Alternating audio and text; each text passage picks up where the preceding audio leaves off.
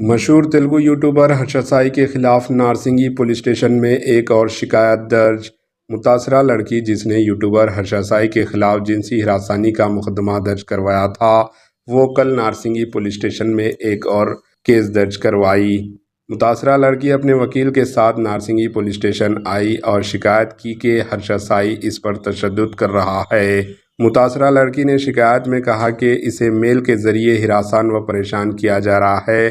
معلوم ہوا ہے کہ متاثرہ نے ہرش سائی کے خلاف مقدمہ درج کرتے ہوئے الزام لگایا کہ اس نے اسے محبت اور شادی کے نام پر دھوکہ دیا اور 2 کروڑ روپے لوٹ لیے۔ ہرش سائی جو اس وقت فرار ہے۔ Bureau report AHN news.